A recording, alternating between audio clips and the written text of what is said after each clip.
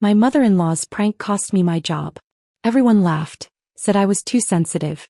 Months later I moved overseas, quiet but thriving. Suddenly messages poured in, "We're so proud, need a small favor." I told them to check their inboxes. One by one their smiles faded.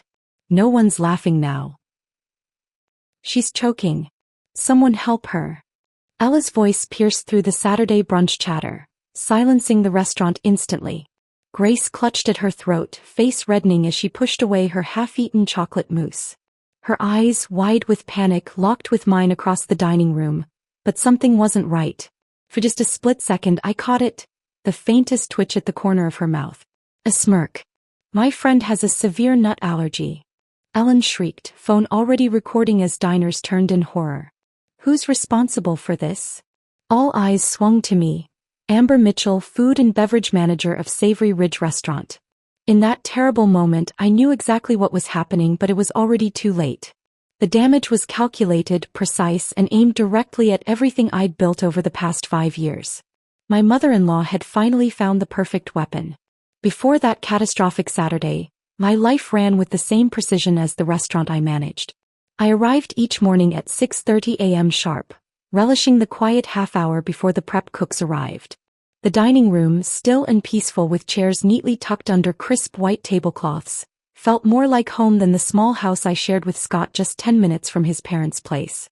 Those early mornings were sacred, checking inventory sheets against actual stock, adjusting orders for weekend rushes, troubleshooting delivery issues before they became crises. By the time Chef Daniel arrived, I'd already identified potential problems and found solutions. "Amber sees around corners," he often told the staff. "Nothing gets past her." That reputation for competence hadn't come easily. I'd started as a nervous hostess 6 years earlier, working weekend shifts while taking night classes in restaurant management at the local community college. 4 promotions later, I'd transformed into someone the owner trusted implicitly with everything from staff training to health inspections. I'd implemented a digital inventory system that cut waste by 22% and memorized every regular customer's preferences and potential allergens, especially allergies. We'd never had an incident under my watch. The community college culinary program was where Scott and I met. He had warm eyes and easy charm, dreaming aloud about the bistro he'd own someday. 3 months after graduation, we married in a small ceremony that left both our families somewhat stunned. His thought I wasn't quite polished enough. Mine worried I was rushing into marriage to escape my father's constant criticism and my mother's enabling silence. They weren't entirely wrong. Scott represented stability and promise, a culinary school graduate with a supportive, well-connected family. What I didn't anticipate was that supportive came with expectations, particularly from Grace, my mother-in-law. Grace Mitchell presided over her corner of suburban life like a benevolent dictator. Her home was magazine perfect, her charity work strategic, her opinions delivered with a smile that didn't reach her eyes. She'd raised 3 children who all married appropriate partners, except Scott. During our first meeting, she'd examined me before asking, "And what does your father do, dear?" When I explained he was a maintenance worker at the local factory, something flickered behind her smile that never quite disappeared. The comments began subtly. "Restaurant work has such challenging hours. Scott must get so lonely," she'd say during Sunday dinners, always mandatory at her house. Or, "My friend's daughter just became a pharmaceutical rep. The benefits are wonderful, and they start families earlier." When I was promoted to manager, she tilted her head sympathetically and said, "That's nice, dear. I suppose every job has a ceiling." Scott never seemed to notice these digs, or chose not to. "Mom's just old-fashioned," he'd say on our drives home from her house. "She means well." As months became years, the small house we'd bought temporarily, near his parents, remained our permanent residence, and Grace's unannounced visits became increasingly frequent. The restaurant was my sanctuary, the one place where my competence wasn't questioned. I knew every aspect of its operation, which suppliers might deliver late, which servers couldn't handle the patio section alone, how to soothe an irate customer while simultaneously signaling the bartender to comp a round of drinks. The small gold nameplate on my blazer, "Amber Mitchell F&B Manager," was my shield against Grace's subtle undermining. Jamie, our tattooed head bartender with an unused psychology degree, was the only person who fully understood the situation. She noticed the tension in my shoulders whenever Grace made her surprise visits to the restaurant, always arriving just as we hit our busiest period. Your mother-in-law asked if I knew of any more appropriate positions for you while you were in the kitchen yesterday, Jamie told me one night as we closed up. Like managing this place was some kind of stepping stone to what? Becoming her clone. She's just traditional, I said, focusing intently on reconciling the day's receipts. She's a nightmare in designer clothes, Jamie countered, never one to mince words. And Scott needs to grow a spine. Last week when she criticized your wine suggestion, he actually apologized to her. For your recommendation. That was spot on, by the way. I couldn't argue. My marriage had developed hairline fractures, disagreements about family obligations, tense silences after visits with Grace, Scott's subtle resentment of my work schedule, and my frustration with his unwillingness to establish boundaries with his mother. Still, in quiet moments away from his family's influence, I caught glimpses of the man I'd fallen in love with, supportive, kind, and proud of my accomplishments. Then came the phone call that should have warned me something was wrong. Grace had called Scott directly, not me, to announce she was bringing her friends Ella and Ellen to Savory Ridge for Saturday brunch, our busiest service. Tell Amber to reserve us the best table, she'd instructed him. The girls are so looking forward to seeing her in her element. The way she emphasized element, like I was a zoo animal rather than a professional manager, made my stomach clench. But I smiled and nodded when Scott relayed the message, already rehearsing the polite professional persona I would present. You know they're coming to criticize, not support, Jamie warned when I mentioned the impending visit while reviewing liquor orders. They're just Scott's mom and her church friends, I said, trying to convince myself. They've been here before. It'll be fine. That Saturday morning I'd taken extra care with everything. I personally checked each reservation, confirmed the kitchen was fully stocked, and briefed the staff about potential VIPs visiting, not just Grace's table. When they arrived promptly at 11:30, I greeted them with professional warmth, escorting them to our best corner table by the window. Amber, darling, you look tired, Grace said, air-kissing my cheek. These hours must be so draining. Ella and Ellen exchanged knowing looks as they settled into their seats. The next hour unfolded like a carefully choreographed attack. Nothing was quite right for them. The table was drafty, the coffee not hot enough, the menu options surprisingly limited. Grace questioned each server who approached, asking about ingredients and preparation methods as though conducting a health inspection. I maintained my professional demeanor, stepping in when necessary to smooth ruffled feathers. Mom, give them a break, Scott said once, having joined the table after my text asking for backup. But he quickly fell silent when Grace patted his hand dismissively. When dessert arrived, the chocolate mousse Grace had specifically requested despite it being clearly labeled on our menu as containing hazelnut, I felt a momentary relief. They were nearly finished. I could survive another 15 minutes. Then came the scream. As waitstaff rushed to help and diners watched in horror, I stood paralyzed. Not because I was afraid or uncertain, but because in that terrible moment of chaos I caught Grace's eyes again. They held none of the panic of an allergic reaction. Instead, I saw something far worse. Satisfaction. That's when I knew. This was no accident. This was execution day. And I had been set up for the fall. The restaurant erupted into chaos. A customer with medical training rushed forward while another called 911. Waitstaff scrambled for the emergency kit we kept behind the bar. And there was Grace, her performance worthy of a Golden Globe, wheezing dramatically as Ellen filmed everything on her phone and Ella shouted accusations about negligence and lawsuits. Check the menu. I finally managed to say, my voice tight with barely controlled panic. The chocolate mousse clearly lists hazelnut as an ingredient. Mrs. Mitchell specifically requested it after I personally warned her about the nuts. Marcus, the restaurant owner who'd been enjoying a rare Saturday off until getting the frantic call from our host, appeared at my side, his face ashen. Amber, what happened? He whispered. Before I could explain, Grace's miraculous recovery began. Her breathing steadied as the paramedics entered. They immediately began assessment procedures while she waved them off, voice suddenly stronger. I think I'm all right now, she said weakly, though her eyes remained clear and calculating. It must not have been a full reaction. I'm just so careful usually. The head paramedic frowned. Ma'am, with nut allergies, there's no such thing as a partial reaction. We need to administer epinephrine and get you to the hospital immediately. Grace exchanged a quick glance with Ella. Oh, I don't think that's necessary. I'm feeling much better. Perhaps it wasn't the nuts after all. We should still transport you, the paramedic insisted. Anaphylaxis can have delayed secondary reactions. I know my own body, Grace said firmly, her weak patient act slipping. I've decided against medical transport. That's my right. The paramedics looked skeptical but couldn't force treatment. They had Grace sign a waiver declining medical transportation, a document I would later request a copy of through official channels. As they packed up, Marcus guided me into his office, shutting the door on the murmuring restaurant. What just happened out there? His voice was controlled but cold. Marcus, she's my mother-in-law. She knows exactly what's in our desserts. I personally reviewed the menu with her when they arrived.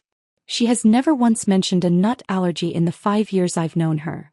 The entire dining room just witnessed a woman nearly die from something our restaurant served, he said, cutting me off.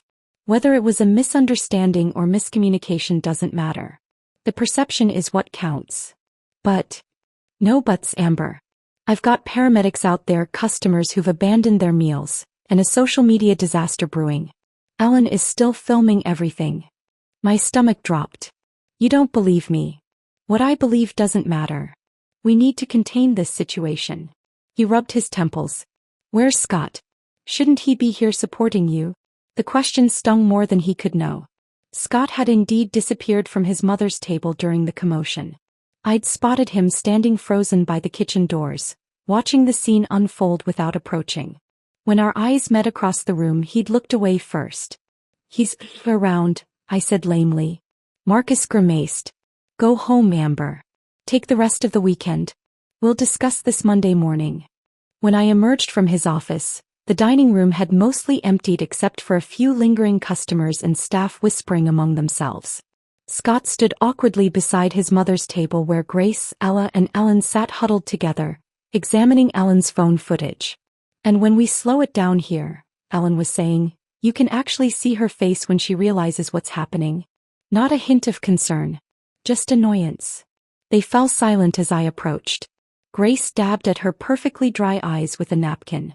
Amber, darling, I'm so sorry about all this unpleasantness, she said with practiced sincerity. Who could have known that tiny bit of hazelnut would cause such trouble? You did, I said quietly. Because there was never any allergic reaction. Scott's head jerked up. Amber. Mom could have died. Could she, Scott? Then why did she refuse transport to the hospital? Why is she sitting here completely fine after supposedly ingesting her allergen? Where's the epinephrine auto-injector she should carry if her allergy is so severe? Grace placed a restraining hand on Scott's arm as he opened his mouth to argue. She's upset, honey. Let's not make this worse. Clearly, there's been a terrible misunderstanding. The only misunderstanding, I said, voice shaking, is that I thought you had basic human decency.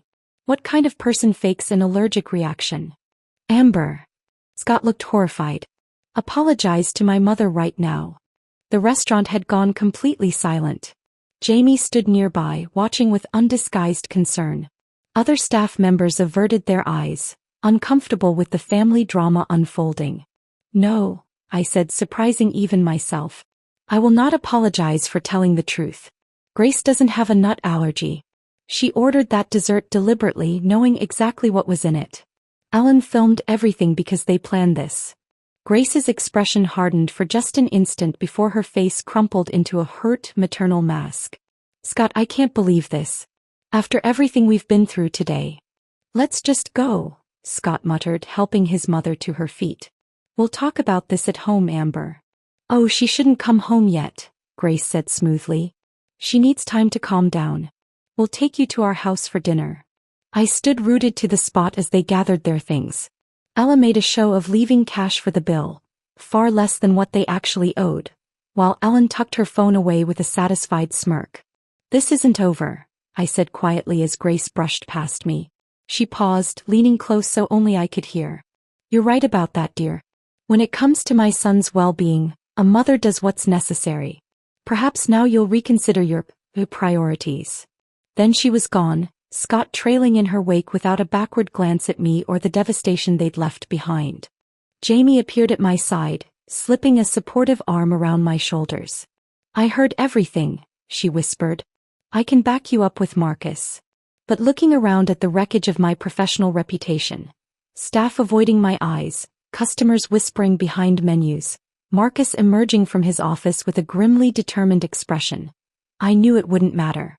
Grace had calculated every aspect of her performance, from the timing during our busiest service to the strategic filming that would undoubtedly make its way onto social media.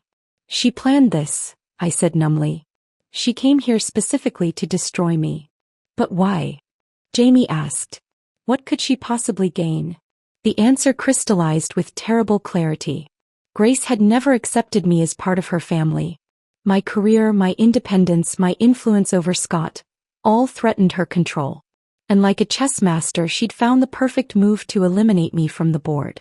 Control, I whispered. This was never about allergies or desserts or restaurant negligence. It was about forcing me to choose between my career and my marriage.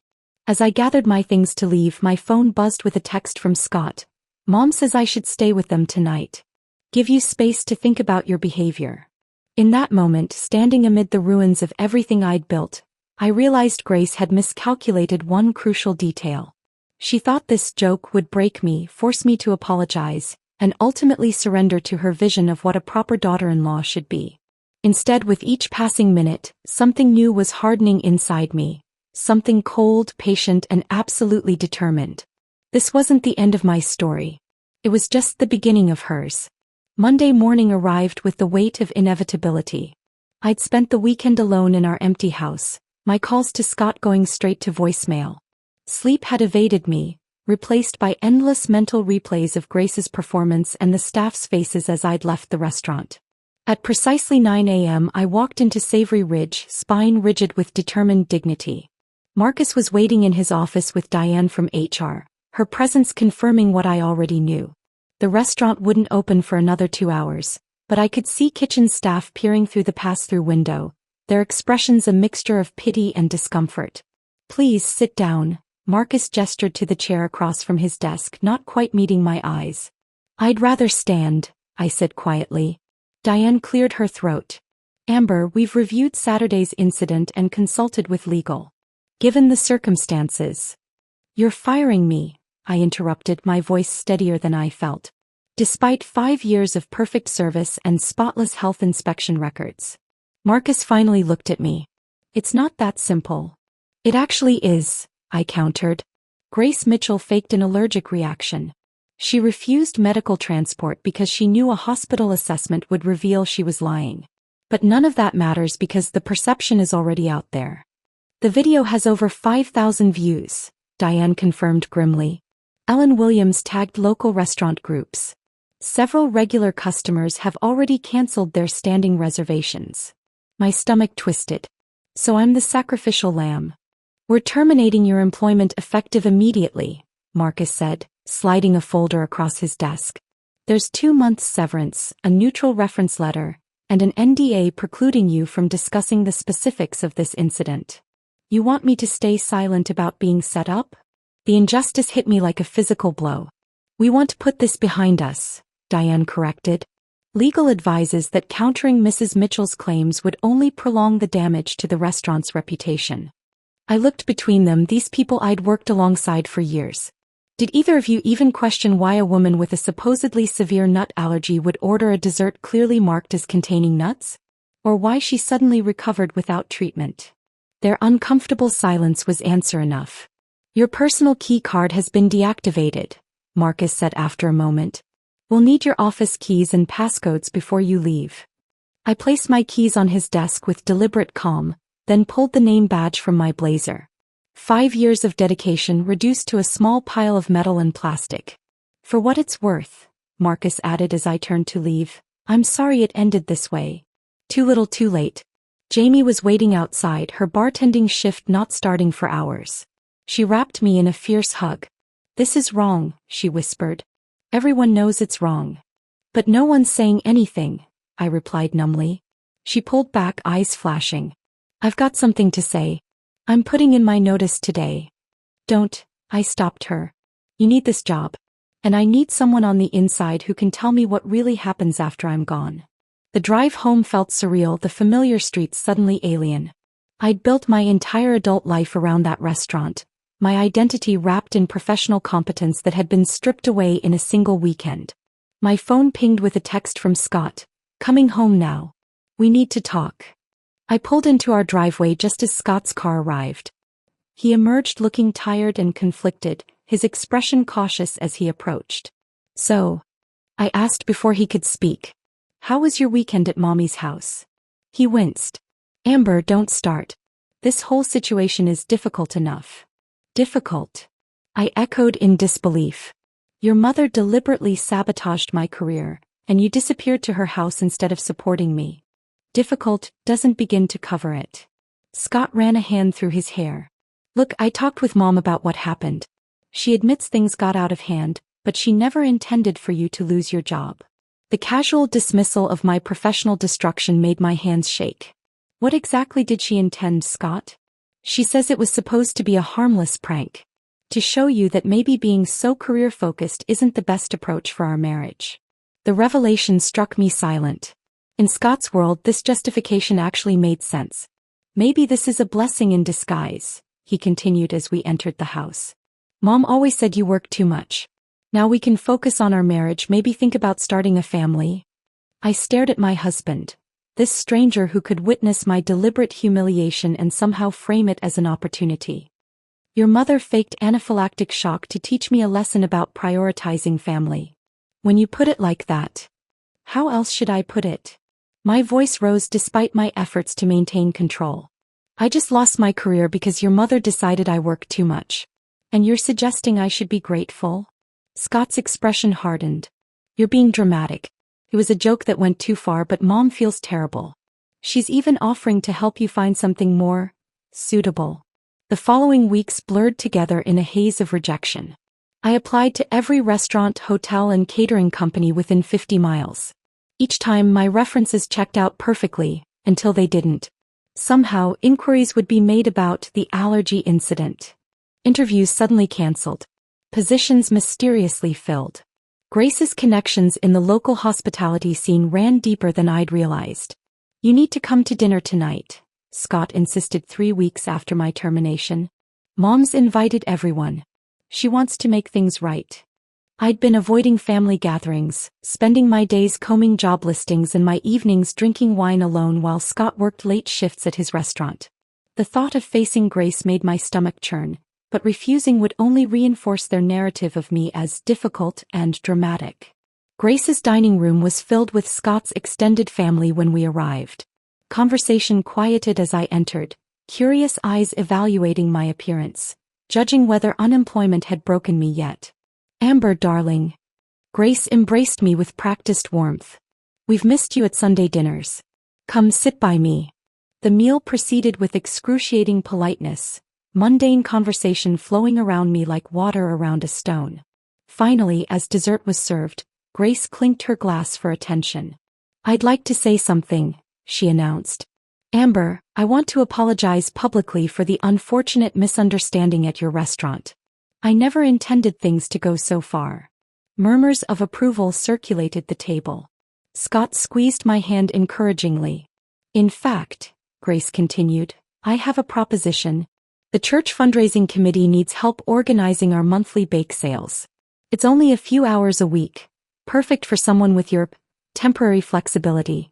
The table erupted in supportive comments. How thoughtful. What a perfect solution. Grace always finds a way to help.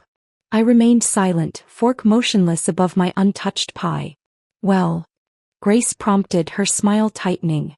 Isn't that a lovely opportunity? Every eye fixed on me, waiting for appropriate gratitude. Thank you for the offer, I finally said, each word precision carved from ice. I'll consider it. Grace's smile faltered at my lack of enthusiasm, but she recovered quickly. Of course, dear. Take all the time you need. It's not as though you have competing obligations. The table tittered with laughter. Later that night, unable to sleep beside Scott's gently snoring form, I went downstairs to check email on our shared laptop.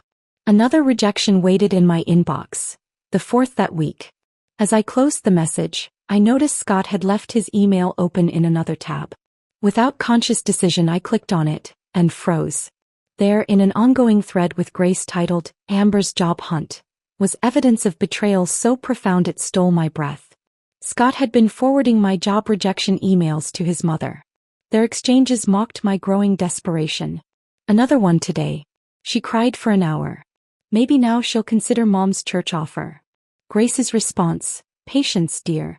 She's still being stubborn. Once she accepts this isn't just a little setback, she'll come around." Scott, "I don't know how much longer I can take the drama. It was just a joke. She acts like her life is over." With trembling fingers, I scrolled through weeks of private humiliation made public entertainment. Every tear I'd shed, every moment of vulnerability with my husband, had been fodder for Grace's amusement and Scott's betrayal. Something vital snapped inside me that night. Not my spirit, something else entirely. The last fragile threads of love, trust, and belonging that had kept me tethered to this family. I closed the laptop, suddenly calm in a way I hadn't been since that Saturday at the restaurant. I knew exactly what I needed to do. Not tomorrow, not next week, but right now, while the clarity of true, complete abandonment still sang in my blood. They thought I was alone in the rubble of my former life. They were wrong. I was the rubble. And I was about to become an avalanche.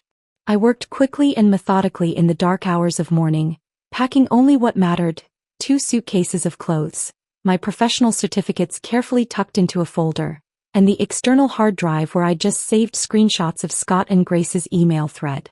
The rest, the wedding photos, the accumulated trinkets of our marriage, the life I'd built around Scott's family, could stay behind in this house that had never truly felt like mine. 3 weeks earlier, after that first rejection letter, I'd sent a carefully worded email to Daniel, our former head chef who'd left Savory Ridge last year for a position at a gastropub in Edinburgh. Just testing the waters, I'd written casually asking if he knew of any management opportunities abroad. His enthusiastic response had surprised me. "Funny you should ask. We just lost our F&B manager and can't find anyone with your level of expertise." I'd pursued the conversation as a distant contingency plan, never truly believing I'd need it. Now, as I booked a one-way flight using our emergency credit card, I felt nothing but cold certainty. The note I left on the kitchen counter was brief. "Got, I need space to rebuild what your family destroyed. Don't follow me. Don't contact me. I'll reach out when I'm ready." I didn't cry at the airport, nor during the 8-hour flight across the Atlantic. Whatever tears I might have shed had crystallized into something harder, something that would sustain me through what came next. Daniel met me at Edinburgh Airport, his familiar face a relief among the sea of strangers. "Christ, Amber," he said, hugging me awkwardly. "You look like you haven't slept in weeks." "I haven't," I admitted, following him to his rusted hatchback. "Thank you for this. For everything." "Don't thank me yet," he warned as we navigated the rainy streets of Edinburgh. "The place isn't exactly Savory Ridge. It's smaller, older, and the owner's a proper Scotsman, which means he's both the most generous and most demanding boss you'll ever have." The small apartment Daniel had helped secure was above a bookshop in Stockbridge, a charming neighborhood with colorful doors and cobblestone streets. Just one bedroom with a kitchenette and a bathroom where the shower leaked, but crucially, it was mine alone, an ocean away from Grace's machinations. Malcolm Fraser, owner of the Tartan Table Gastropub, was a barrel-chested man with a salt and pepper beard and an intimidating scowl that dissolved into crinkled eyes when he smiled. He looked me up and down skeptically during our first meeting. "Daniel says you're some kind of organizational wizard," he said, Scottish accent thick but warm. "We'll see about that. 2-week trial. No promises beyond that." I started the next morning, arriving an hour before the prep cooks just as I had at Savory Ridge. The kitchen was smaller, the equipment older, but the principles remained the same. I spent that first week observing, jotting notes about inefficiencies, outdated processes, and missed opportunities. The staff watched me warily, the American interloper brought in by Daniel, taking detailed notes about their work. "They think you're a spy sent to get them sacked," Fiona, the sharp-witted head server, informed me during my second week. "Might want to explain yourself before Angus puts salt in your coffee instead of sugar." That afternoon, I called a brief staff meeting before the dinner service. Standing before these strangers, I felt the ghost of my former confidence stirring. "I'm not here to report on anyone or change everything overnight," I began. "I'm here because I lost everything back home and need a fresh start. But I do have ideas that could make all our lives easier if you're willing to try them." The honesty seemed to work. Tight shoulders relaxed, suspicious glances softened. "Let's hear these miraculous ideas then," challenged Angus, the dubious sous chef. I outlined simple changes first: reorganizing the storage system, adjusting prep schedules to reduce overtime, implementing a digital inventory system similar to what I'd created for Savory Ridge. Small improvements that wouldn't disrupt their workflow but would yield immediate benefits. Malcolm approved a test run of my suggestions, watching with bemused interest as I tackled the chaos of their supply closet one rainy afternoon, emerging dusty but triumphant 6 hours later with a system that would save them hours each week. "Not bad," he admitted grudgingly, which Daniel later translated as high praise. During those first exhausting weeks, I worked double shifts, learning Scottish recipes and terminology while helping with everything from inventory to table service. At night, too wired to sleep despite bone-deep fatigue, I'd open my laptop and document everything about Grace's prank in meticulous detail. Dates, conversations, witnesses. Jamie had sent security footage showing Grace's perfectly normal walk to the bathroom after her attack, along with statements from staff who'd overheard suggestive comments from Ellen about teaching Amber a lesson. I wasn't sure what I'd do with this growing dossier of evidence. All I knew was that someday when I was ready, I wanted irrefutable proof of what they'd done. 3 months into my Scottish adventure, my temporary position became permanent. 6 months in, Malcolm promoted me to senior management after my inventory system reduced their food costs by 18%. The staff, initially suspicious, now sought my advice and included me in their after-work gatherings at the corner pub. "You've landed on your feet here," Daniel observed one evening as we walked home through the misty streets after closing. "Don't think I've ever seen Malcolm trust someone so quickly." "I'm just doing what I know," I replied, though privately I recognized that I was flourishing in ways I couldn't have at Savory Ridge, constrained by Grace's interference and Scott's passive acceptance of it. Edinburgh felt like home in a way nowhere in America ever had. I loved the medieval architecture juxtaposed against modern life, the lilting accents that had initially confused me but now sounded like music, the way strangers called me love or hen with casual warmth. I changed too. My wardrobe had shifted from the conservative business attire Grace had always criticized to comfortable, colorful pieces that suited my new life. I'd cut my hair short, a practical choice for the windy city that also felt symbolically freeing. Most importantly, I'd stopped flinching at my phone when it timed with notifications. Scott had sent dozens of messages in those first weeks, shifting from confusion to anger to pleading. I'd responded only once. I meant what I said. "I'll contact you when I'm ready." Grace had tried more creative approaches, even having friends of friends reach out about, coincidentally, planning trips to Edinburgh. I blocked them all. The unexpected opportunity came 10 months into my Scottish reinvention. Malcolm called me into his small office one afternoon, looking uncharacteristically serious. "Need to talk business," he said gruffly. "Doctor says I've got to slow down." Heart's not what it was. My stomach dropped. "Malcolm, I'm so sorry." He waved away my concern. "Not dying yet, just need to step back a bit. Daniel's a brilliant chef but couldn't manage a grocery list, let alone a business." He fixed me with a steady gaze. "You on the other hand." I stared at him, not quite comprehending what he was suggesting. "I'm offering you partnership," he said bluntly. 25% now with option to increase. You've turned this place around, made it profitable in ways it hasn't been in years. The staff respects you. I trust you." "I don't know what to say," I managed, genuinely stunned. "Say yes," Malcolm shrugged. "Or don't. But decide quickly because my cardiologist is breathing down my neck about reducing stress." I said yes, of course. How could I not? From unemployable pariah to restaurant partner in less than a year. An outcome Grace could never have anticipated when she orchestrated my downfall. That night, as I signed the preliminary partnership papers at my small kitchen table, I allowed myself a moment of vindication. I hadn't just survived, I'd thrived. My phone pinged with a social media notification. The first time I'd allowed myself to post anything about my new life. A simple photo of the Edinburgh skyline at sunset with the caption, "New Beginnings." Within minutes, I received a message from Scott. "Is that where you are? Please, Amber, we need to talk." I closed the app without responding, but with a newfound sense of calm. Let him wonder. Let them all wonder. For now, I would focus on building something new, something entirely mine that couldn't be undermined by manufactured allergic reactions or family manipulations. The woman who'd left that note on Scott's kitchen counter 11 months ago had been desperate, betrayed, and broken. The woman reviewing partnership documents in Edinburgh was something altogether different, stronger, certainly, but also patient. The kind of patient that comes with absolute certainty that someday, somehow, the scales would balance.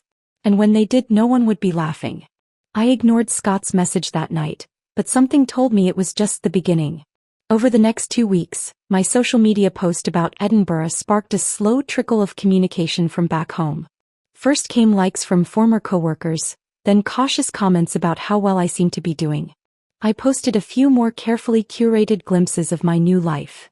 The gastropub's stone facade with its newly painted sign listing me as partner, the view from Arthur's Seat after a morning hike, the traditional Scottish breakfast that had become my weekend ritual. Each post was strategic, revealing my success without detailing how I'd achieved it. And each one tightened the noose of curiosity around the necks of those who'd dismissed me. The next message from Scott arrived a month after the first. "Amber, please. I miss you. I've been thinking about visiting Edinburgh. We could talk in person." I showed it to Fiona during our morning coffee ritual at the cafe across from the restaurant. Her eyebrows rose over the rim of her mug. "So the husband finally realizes what he's lost, does he?" she asked, Scottish accent thickening with disapproval. "Only took him, what, a year and a fancy job title to come crawling back?" "He's not crawling," I corrected, though a small vindictive part of me wished he were. "He's curious. There's a difference. And are you planning to satisfy this curiosity?" Fiona had become my closest friend in Edinburgh, her no-nonsense approach to life helping me rebuild my self-worth brick by stubborn brick. I sipped my coffee, considering. Not yet. The timing isn't right. The timing, as it happened, became clearer 2 days later when an email from Grace appeared in my inbox. The subject line read, "Family Reconciliation," but the content revealed her true intentions. "Dearest Amber, we've all been so pleased to see you flourishing in Scotland. Scott shares your lovely photos with us, and we couldn't be prouder of what you've accomplished. By happy coincidence, my church group is planning a UK trip this summer, focusing on religious history sites. Edinburgh features prominently on our itinerary. I was hoping you might recommend accommodations and dining options for 15 ladies of a certain age. Perhaps you could even arrange a special dining experience at your establishment. We'd so love to see you in your element. This could be a wonderful opportunity for healing old wounds. Time has a way of putting things in perspective, doesn't it? With love, Grace." I read it 3 times, noting the clever construction. No direct apology for destroying my career. No acknowledgement of her deliberate sabotage. Just the presumptuous expectation that I'd be grateful for the chance to serve her and her friends, again. This time on my new turf. I didn't respond. The floodgates opened after that. Scott's cousin Megan, who'd never bothered to learn my name at family gatherings, messaged about her daughter who was considering hospitality management and would benefit enormously from your mentorship. Uncle Bob, whose retirement hobby was making barely edible hot sauce in his garage, emailed about potential distribution opportunities in the UK market. Even Scott's sister Kate, who'd laughed the loudest at Grace's church bake sale offer, reached out about a potential girls' trip to Scotland. Each message carried the same undertone. You have something we want. Your success is only valuable insofar as it can benefit us. I stored each communication in a growing digital archive. Jamie continued to be my eyes and ears at Savory Ridge, sending updates whenever my name arose in conversation. "Marcus mentioned you yesterday," she wrote in one message. "Apparently their new manager can't handle the inventory system you created. They're considering hiring a consultant to decipher your spreadsheets." The delicious irony wasn't lost on me. The most revealing message came from Scott after 3 months of increasingly desperate attempts to engage me. "Mom says she's willing to forgive the way you left if you're ready to come home. We could start fresh. I miss my wife. I stared at those words on my phone screen while sitting in what was now my office at the tartan table. The sheer audacity. Grace was willing to forgive me. After everything she'd orchestrated, after the career she'd destroyed and the marriage she'd undermined, she positioned herself as the magnanimous party extending grace to the wrongdoer. That night, I began organizing what had become an extensive collection of evidence. I created digital folders, each named for a key player in my downfall: Grace, Scott, Ella, Ellen, Marcus. Inside each, I compiled every damning piece of evidence specific to their role. In Grace's folder, security footage Jamie had smuggled out showing Grace's miraculous recovery in the restaurant bathroom immediately after her allergic reaction, walking normally and checking her makeup while Ellen adjusted her camera settings. Medical records from her regular checkups confirming no history of food allergies. Screenshots of her messages to Scott about my job search humiliations. In Scott's folder, his text messages to friends describing me as dramatic and overreacting. Email exchanges with his mother planning the Sunday dinner where Grace had offered me the church position, framing it as an intervention for my unhealthy obsession with status. His casual revelation to a mutual friend that he'd always found my career ambitions a bit embarrassing, since he'd expected a more traditional wife. Ella and Ellen's folders contained their social media posts mocking my termination, private messages Jamie had screenshot from mutual acquaintances, and statements from other waitstaff who'd overheard them planning the prank before Grace's performance began.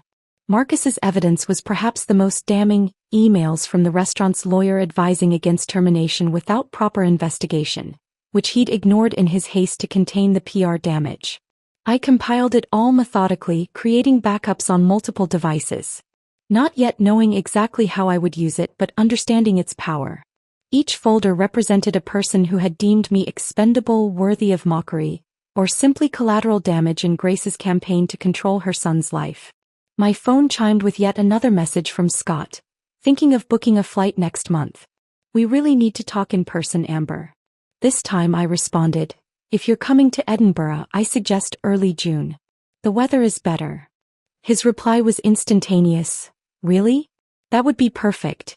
Mom's church group will be there then too. Of course they would. I leaned back in my office chair, staring at the rain-dappled window that overlooked the cobblestone street. For a year I'd been rebuilding myself from the ground up, not just professionally but personally. I'd discovered strength I never knew I possessed, forged genuine friendships based on mutual respect rather than obligation, created a life that was authentically mine rather than a compromise designed to please others. And now, the architects of my destruction were planning to visit, expecting accommodations, recommendations, special treatment, all while framing it as an opportunity for me to be forgiven for the sin of refusing to remain their victim. What are you thinking? Malcolm asked, finding me still sitting in the darkened office hours later.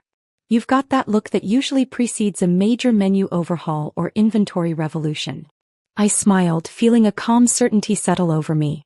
I'm thinking it's time to prepare for some very special guests. American friends visiting? He asked, leaning against the doorframe. Not friends, I corrected quietly. Family. The kind that only remembers your existence when they need something. Malcolm's bushy eyebrows rose. The worst sort then. The very worst, I agreed, closing my laptop with a decisive click. But don't worry. I'll make sure they receive exactly what they deserve. June arrived with unusual sunshine that bathed Edinburgh in golden light. I'd spent the preceding weeks preparing for my visitors with the same meticulous attention I once devoted to inventory spreadsheets. Every detail was considered, every contingency planned for. You're sure you want to do this? Fiona asked as we shared breakfast at my apartment the morning of their arrival. You could just ignore them. Let them wander around looking for you while you take a lovely holiday somewhere else. I smiled, buttering my toast with steady hands. I've been ignoring them for over a year. That was necessary while I rebuilt my life. But now I want them to see exactly who I've become, and exactly what they threw away. Scott was scheduled to arrive first. His flight would land at noon, with Grace's church group following in the evening. I'd booked Scott into a small hotel near the tartan table. Not the most comfortable accommodation in Edinburgh, but certainly not the worst. Grace and her friends would stay at the more upscale Royal Mile Hotel, as befitted their expectations. I dressed carefully that morning. Dark jeans, a crisp white button-down, and the soft leather jacket I'd purchased with my first partner's dividend. Professional but not trying too hard. Successful but not showy. The woman I'd become, not the woman they'd expected me to remain. At precisely 2 p.m. I walked into the hotel cafe where Scott waited. His face lit up when he saw me, then faltered slightly as he registered the changes. My shorter hair, more confident stride, the absence of the nervous smile I'd always worn around his family. Amber, he stood, arms outstretched for a hug I didn't step into. Look, different. Great but different. A year will do that, I replied, sitting across from him rather than beside him. How was your flight? He launched into a detailed account of travel inconveniences, jet lag, and his first impressions of Scotland. The same self-centered monologue I'd listened to for years without realizing how little space it left for my own thoughts or experiences. I nodded politely, studying his face. He looked older, slightly heavier around the middle with new worry lines etched around his eyes. Mom's excited to see you tonight, he eventually said, reaching for my hand across the table. I moved it to my lap before he could make contact. Her group arrives at 7. I thought maybe we could all have dinner together. Catch up properly. I've arranged a private dining experience for them tomorrow evening at the tartan table, I said neutrally. Tonight doesn't work with my schedule. His face fell slightly. Right, of course. You must be busy with your job. The hesitation before job spoke volumes. He still couldn't quite comprehend that I now co-owned a thriving establishment. Partnership, I corrected mildly. And yes, running a restaurant takes considerable time and attention. Speaking of which, I should get back for the dinner service preparations. Already? But we've barely talked. I came all this way. The entitled whine in his voice was so familiar it almost made me laugh. We'll have plenty of time to talk tomorrow, I assured him, rising from my seat. I've cleared my afternoon specially. Back at the restaurant, I finalized preparations for the next day's special event. Malcolm watched with raised eyebrows as I arranged for our best private dining room to be reserved for Grace's church group.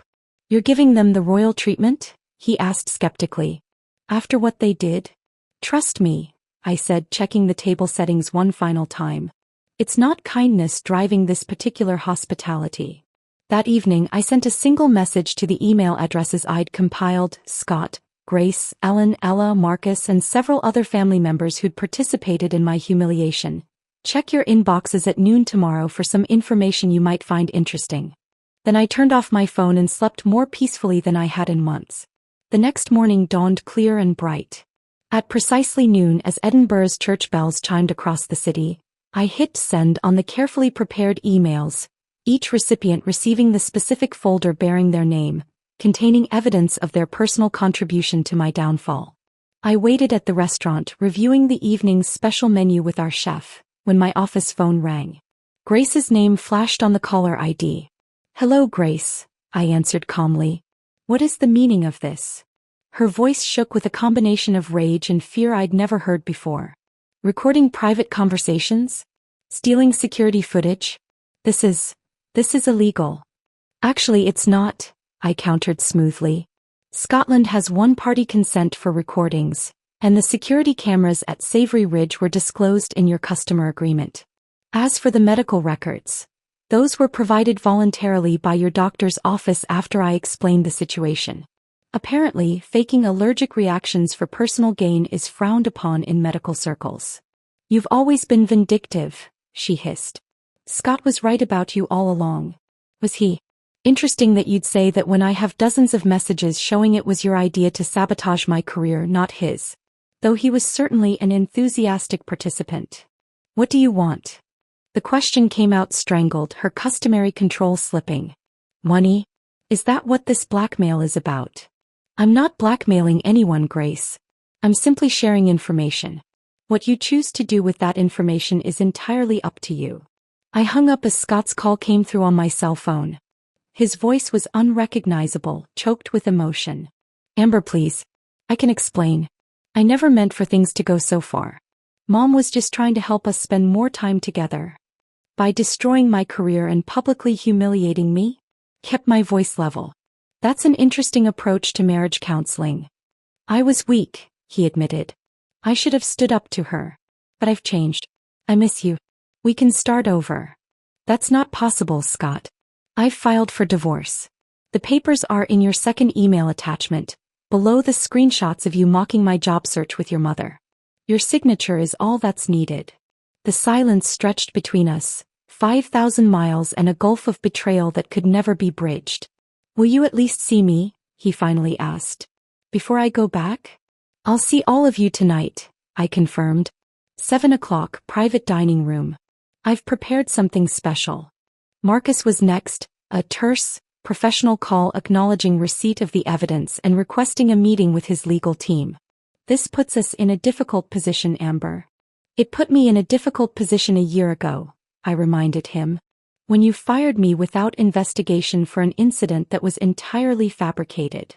The settlement offer arrived by express courier 3 hours later. A substantial sum that acknowledged wrongful termination without technically admitting fault. I signed immediately, having already decided exactly where the money would go. At 7 o'clock, I stood at the entrance to our private dining room as Grace's church group filed in, Scott trailing behind looking shell-shocked. Grace's face was carefully composed, though her eyes darted nervously between her friends who seemed oblivious to the morning's revelations. I welcomed them professionally, introducing our chef who described the evening's special menu. Everything proceeded with perfect Scottish hospitality, until dessert. As the plates were cleared, I stood at the head of the table. In honor of our special relationship, I've prepared something meaningful for each of you. Servers distributed elegant envelopes to each person. Inside was my business card with my new title, Partner Highland Table Restaurant Group, along with a note informing them that in their names, I had donated the entire settlement from Savory Ridge to the Food Allergy Research Foundation. Some jokes, I added quietly, looking directly at Grace, age better than others. The silence was absolute as understanding dawned across their faces. No accusations, no dramatic confrontation, just the elegant symmetry of consequences finally finding their rightful owners. I nodded to the staff to continue service, then walked calmly back to my office, leaving them to digest more than just their desserts. Later that night, after the last of Grace's group had departed in uncomfortable silence, Fiona found me in my office reviewing tomorrow's reservations as though nothing extraordinary had happened. Well, she prompted. How did it feel? I considered the question carefully. Not as vindictive as I'd imagined. Mostly final. Like closing a book I never need to open again. And the husband? Ex-husband soon, I suppose. Scott signed the divorce papers right at the table, I confirmed. First time he's ever made a decision without consulting his mother first. Fiona laughed, raising her glass of whiskey and toast. To new beginnings, then. No, I corrected her gently. To perfect endings. Outside, Edinburgh's evening lights twinkled across the ancient city that had become my true home. A year ago, I'd arrived broken and betrayed, carrying nothing but professional certificates and shattered trust.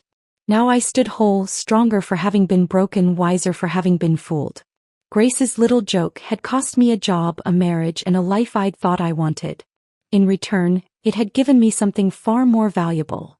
The unshakable knowledge of my own resilience, and the sweet, satisfying taste of justice served at precisely the right temperature. If this story of sweet revenge had you on the edge of your seat, smash that like button right now.